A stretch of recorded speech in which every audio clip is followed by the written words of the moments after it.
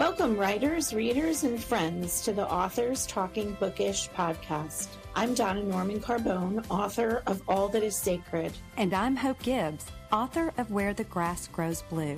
We're two debut writers traditionally published by a small publishing house, bringing to you all the experiences that we as authors learn the hard way, so you don't have to. We'll give you insights from the inception of a book idea to publication and beyond. And along the way, we'll share our love of books from the writer's perspective. Hello, everyone. Welcome back. This is episode 68, and today we're talking about Brainstorming Bootcamp, ideas for creative sparks for writers. I'm Donna Carbone, and I'm joined by Hope Gibbs. Hi, Hope. Hello, Donna. Happy spring. Yes, happy spring, finally. Finally. Has spring officially sprung up in Connecticut? Yeah, it's been really nice here. I am loving seeing all of the daffodils popping up, and are they called viola? The little tiny purple flowers. I don't know. I know crocus. There are crocus that are purple flowers. Yeah. And hyacinths can be purple. Yes. Yeah, I'm talking about the crocus. Yep. Okay. Yes. You are much more flower centric than I am. Well, of course, you call them by their proper name of daffodils, and I still call them buttercups because, in little parts of the South and my hometown, they're not daffodils, they're buttercups. And I realize there is a buttercup, and so, but I will never ever change my ways on that. That's okay. You can affectionately call it buttercups. Yes, but this is one of my favorite times of the year because of the buttercups and the hyacinths, but it's also Easter. I got to do bunny cakes with my daughter. It's a tradition that I have done since I was probably 5 years old with my grandmother. And I just love making the bunny cakes, and we give them away to her friends and they look forward to it. So this is, I love the fall, but the spring gets me all, no pun intended, hopeful again. Yeah, I love the spring myself.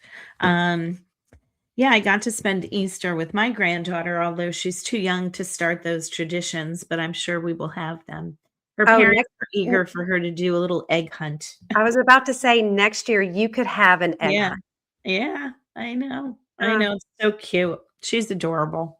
Well, I'm so glad. It's so exciting for you to get to spend all these new holidays. It's her first. So this is her first, really, really big one. I mean, she was, Christmas, but that was she was born after Christmas. What? Okay, that's right. So she was born on the 30th. Yeah, so she's smiling and laughing now, and when she sees you, her face lights up.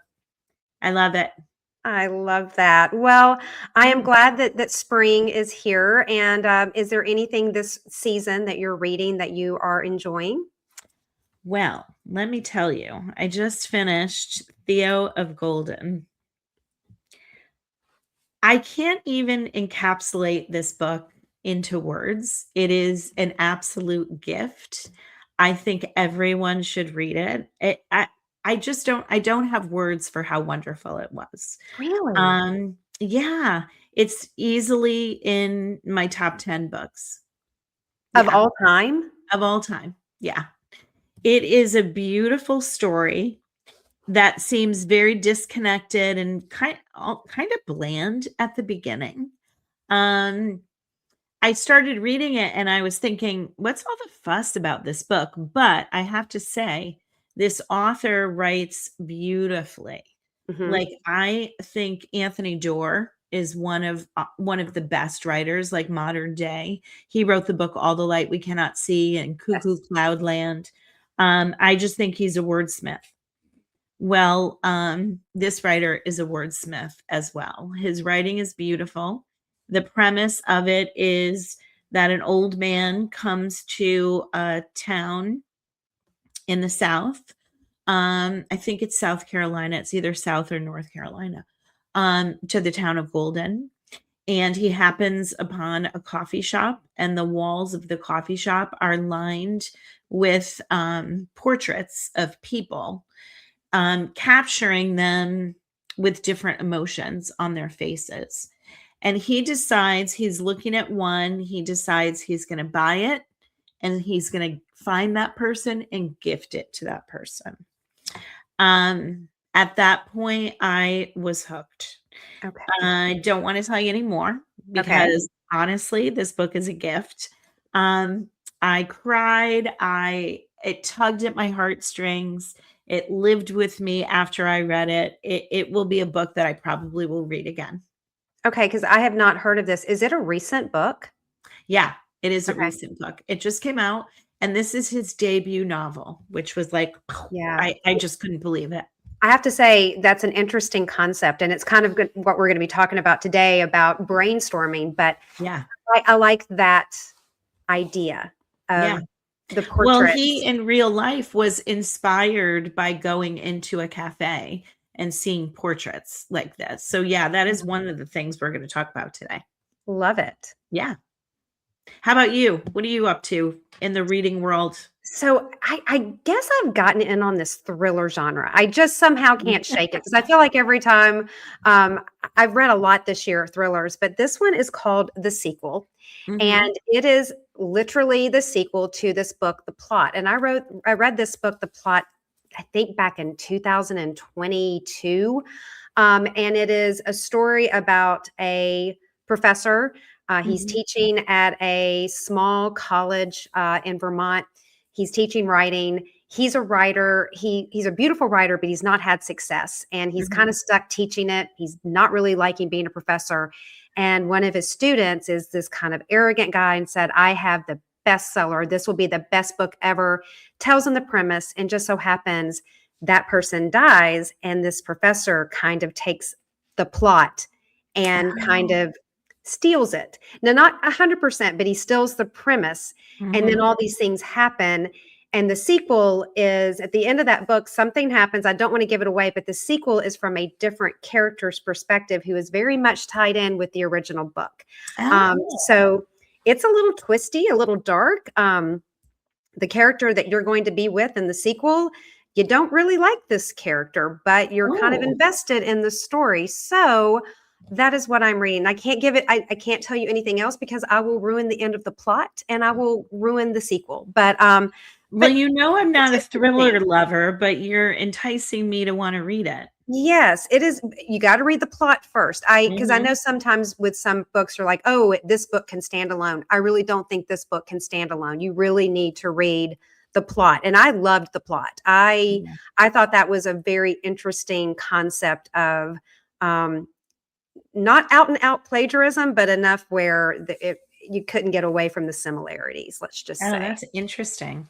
That's very yeah. interesting. And it's Yeah. always amazing to me how someone comes up with an idea.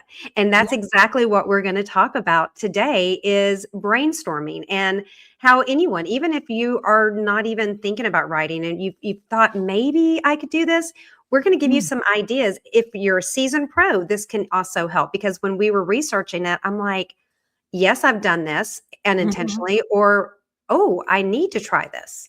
Yeah. Yeah, I love this. I use a lot of what we're gonna talk about today with my students to help Hmm. them generate ideas for stories because some of them have never thought of writing a short story or a novel, which you can use any of these for.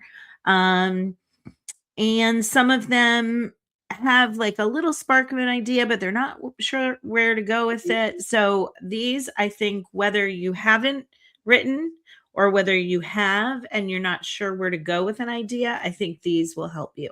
Well, let's just dig in. Let's start with Yeah. this episode. And so the first one is the what if. And this techniques will allow writers to develop really a complex narrative by starting with a simple premise.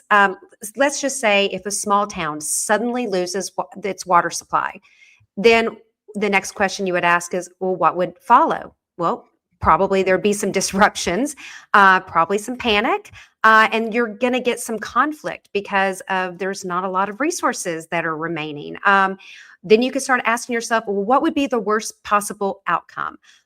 Because desperation that could lead to violence or betrayal among your neighbors, and so you just start out with one premise of what if, and you Mm. just keep building layers upon layers and layers. And I did this not as much with my first book. I kind of had a concept, but with my second book, I absolutely started out with a what if, and that kind of changed everything. My third book wasn't more of a what if, but this really did help me with my second book. Oh, that's cool. So have you ever done the what if scenario? I have not done the what if scenario for any of my books that have been published or are going to be Yeah. published. I did it for one book that I wrote that I did query actually. And it was a what if. It was honestly kind of based on two things, because we're going to talk about this, but it was kind of based on a student teacher that I had. And I put like a what if scenario, like what if she got a job teaching at a middle school that she didn't like? Oh, How okay. would things move forward for her? And Okay. another what if, that was my only rom-com that I've ever written. My other what if was that all her friends were getting married around her and she could not find a boyfriend. Yeah. So she kept going on dating apps and trying, different dating methods to find a boyfriend when there was one like, under her nose that she Love didn't that. recognize. Yeah. Okay, Yeah. Donna, why don't you take the next idea? And this has something to do with character exploration. Yeah, this is something that I can definitely speak to because I always start every book that I have with a character. And I think when you start with a character, because I write women's fiction, I think this method suits me well because you really want to get into the mind of the character and the complexities of that person. So taking a look at a deep want the character has and a hidden fear and a moral flaw. And we've talked about this in a separate episode where we talk about character bios. I do like a deep dive in terms of like who is this character and really fleshing out this character before I even start to think about the story. Yeah. So I'm going to link that episode in the show notes because I think that will speak to this topic Yeah. in great detail. Yeah, writing a character bio was 100% how I came up with my first book because Yeah. that's all I had at the beginning. I was just writing these big, long, character descriptions. And then from that, I realized, oh, I could have a story because I was getting so familiar with the people of this town and especially with my main protagonist. But Yeah. so another thing that you can do is theme-driven brainstorming, like choosing a theme that helps frame a story. For example, an easy one is betrayal. And you can put your character in these situations that would test this theme. Let's say a close friendship could be tested when one friend betrays the other, maybe for a job. And then what would be the opposing values that could clash? And then you start talking about things like loyalty and ambition, and that can really drive the conflict, but it also you can have that falling out so that you can have, that climax of something and obviously, hopefully resolution one way or the other.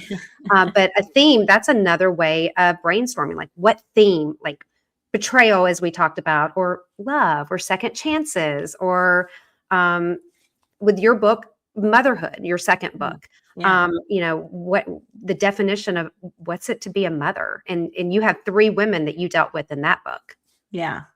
Yeah. I think one thing that writers can think about if they are taking the path of a theme, like starting out with a really strong theme, is think about the things that attract you. What is most interesting to you, whether it's a book that you read, what is a theme Mhm. that is really interesting, or a Yeah. movie that you watch, or a television show that you watch? What themes do you gravitate to? Yeah. Okay, so here's another one, and this is something that we've talked about, is called memory mining. Do you want to talk about that? Sure.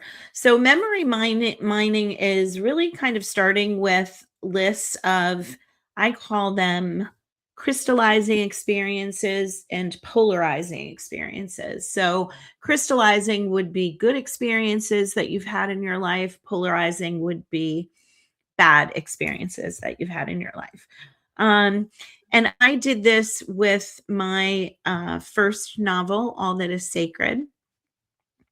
I experienced the trauma of losing a friend, and I took that memory to shape a fiction surrounding that trauma and thought about, what was it like for me? What would it be like for other people? So Yeah. you start asking yourself questions, and fleshing out the idea or the trauma, the Yeah. memory that you want to build it around. And also you can come up with a different ending as Yeah, well. yeah, Yeah.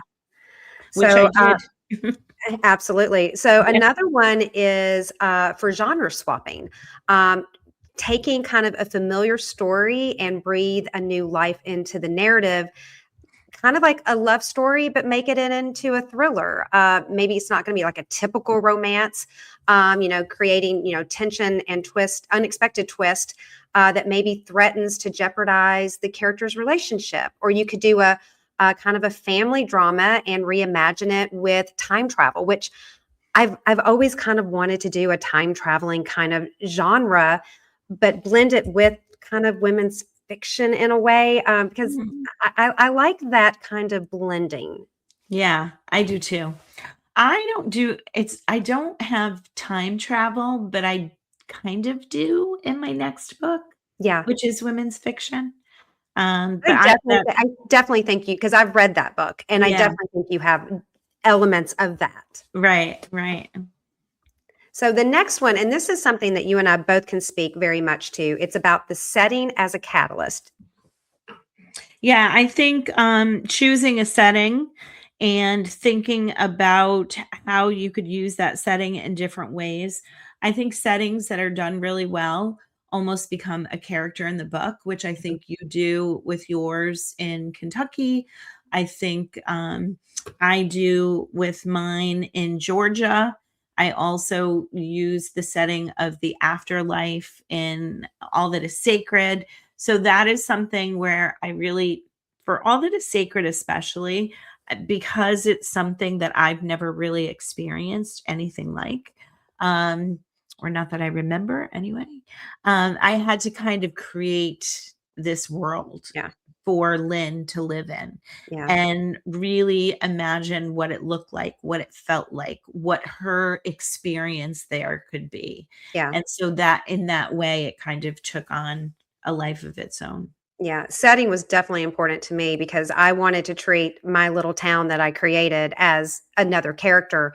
And Mhm. by setting into Kentucky, I could brainstorm of, what would these people sound like? What would they eat? Where would they shop on a Saturday? And so just brainstorming the setting alone gave Mhm. me scenes that I never had thought about. It just because I had focused so much on that setting, it created a storyline for me. Yeah. And that's one thing when I read your book and I reviewed your book, that was something that I mentioned because I had never been to Kentucky, but I felt like I had after I read your book. The Thank language, the dishes that you had, I felt totally immersed in that setting. Yeah, I think, and you and I both love this part because you write very much of your setting too, especially in All That Is Sacred, the Mm, beach house and the beach and the afterlife, and that's got to be a totally different thing because you had to create that. I had some bases of Kentucky, but with the afterlife, you yeah. had to create that setting completely out of imagination. And that was fun. Yeah. Okay, so here's another one, and you did this as well. You want to talk about this one, Donna? I love this one. Um, so mining articles or headlines, if I can't tell you how often I write down in my journal a headline that's provocative to me, and I won't even read the article.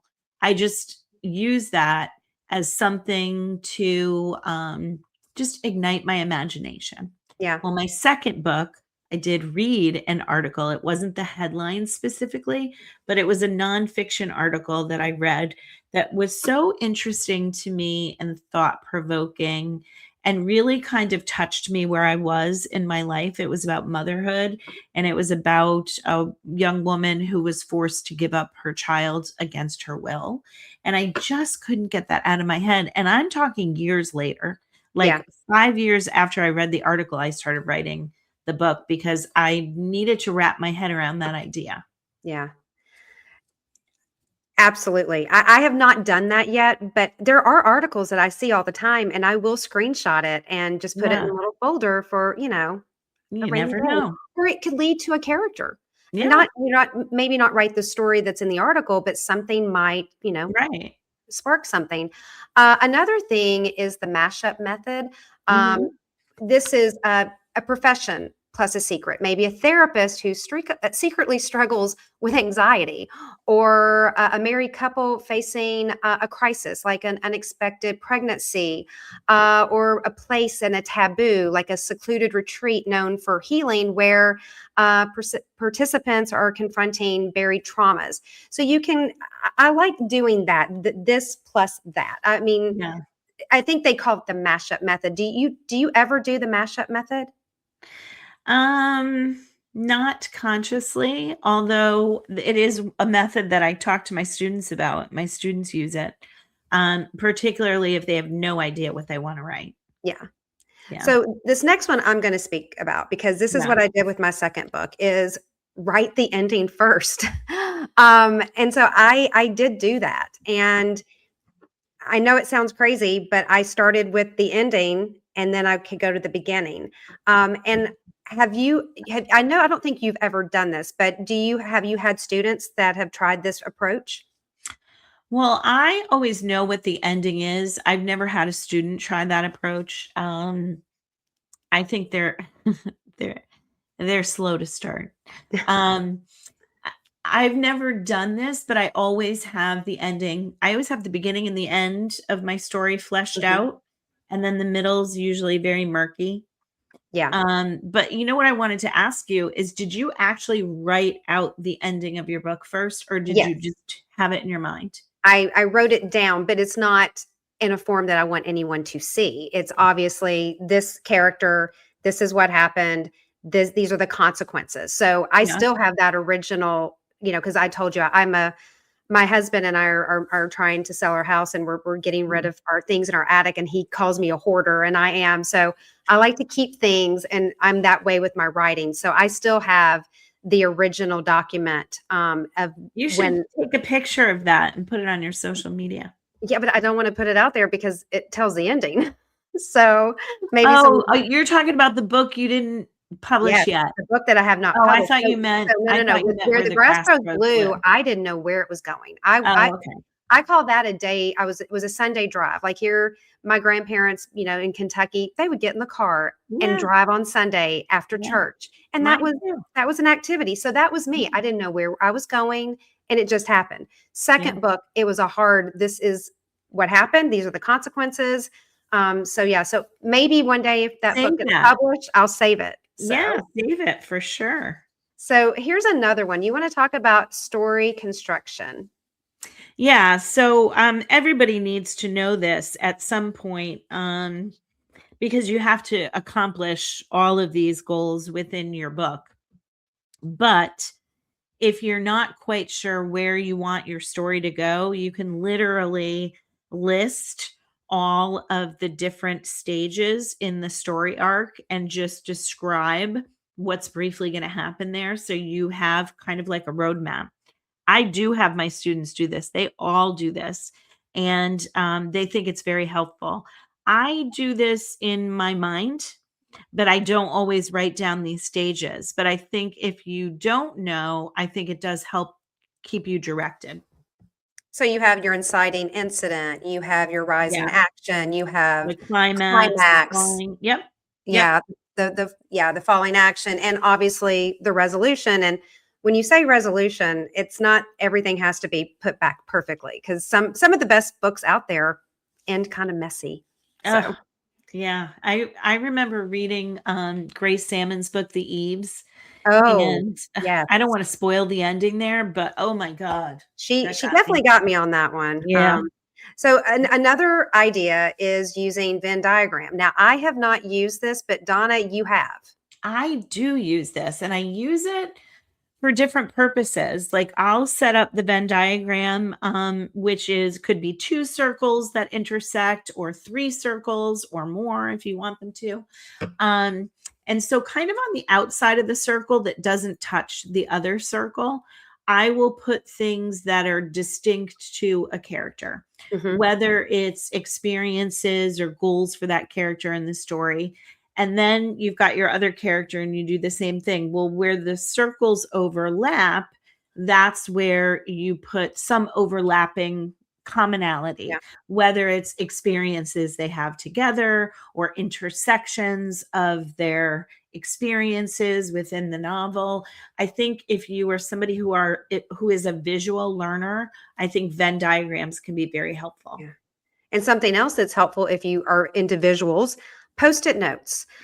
Utilizing post-it notes can help you get organized. You can also kind of see your characters' arcs. You can also rearrange, which makes things easier.